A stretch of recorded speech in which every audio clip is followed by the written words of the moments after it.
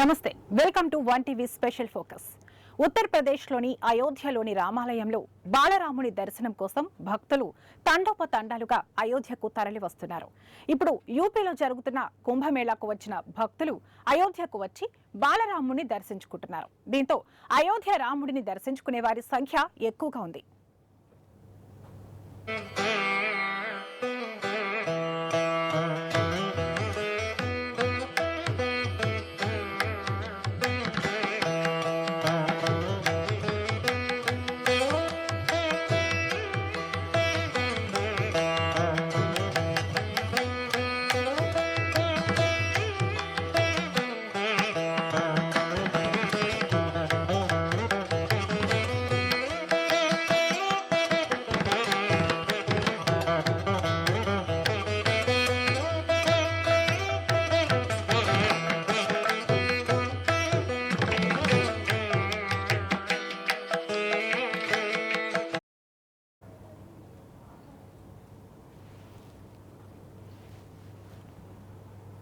కుంభమేళా సందర్భంగా అయోధ్య రామ మందిరానికి భక్తుల రద్దీ పెరిగింది.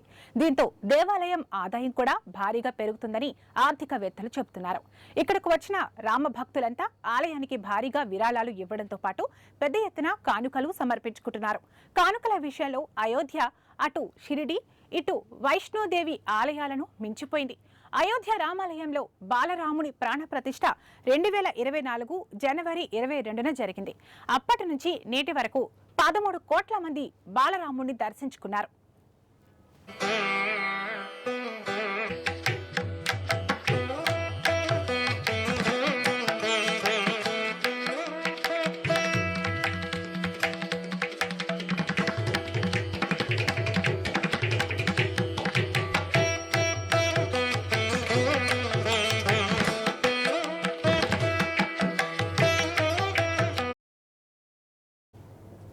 గత ఏడాదిలో ఆలయానికి కానుకలు విరాళాల రూపంలో మొత్తం 850 కోట్ల రూపాయలందాయి.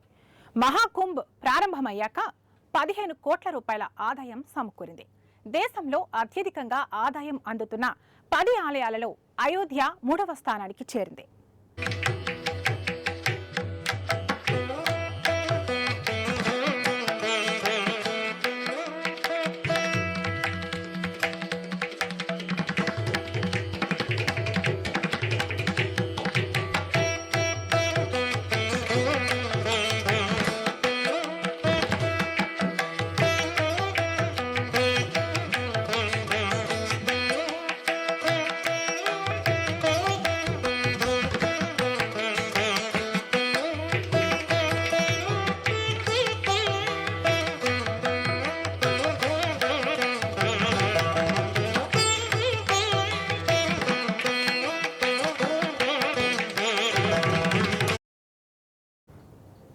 ఉత్తరప్రదేశ్లోని ప్రయాగ్రాజ్ కుంభమేళాకు వెళ్లిన భక్తులు అయోధ్యలోని రామ మందిరాన్ని కూడా దర్శించుకుంటున్నారు.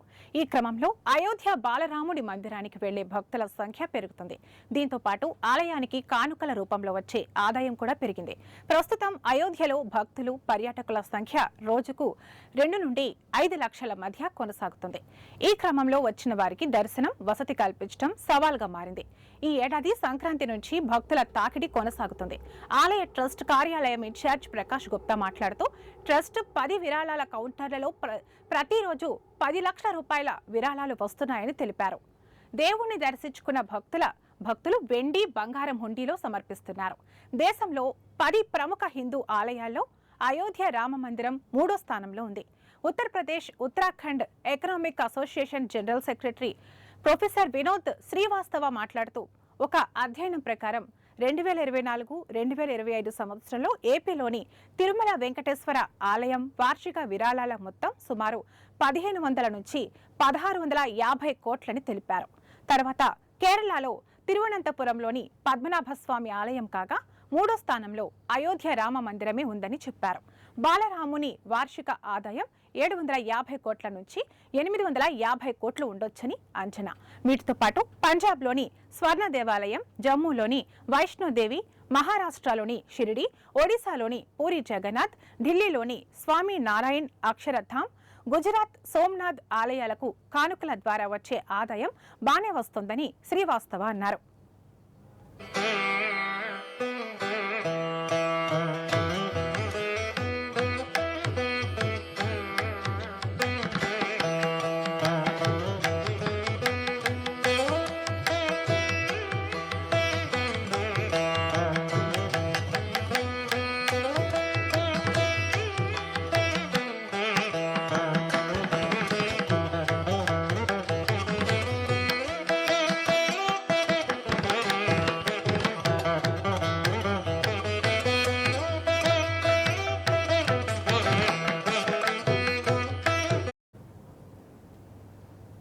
ఇది ఇవాల్టి స్పెషల్ ఫోకస్. మరొక ఇంట్రెస్టింగ్ టాపిక్ తో మళ్ళీ కలుద్దాం. నమస్తే.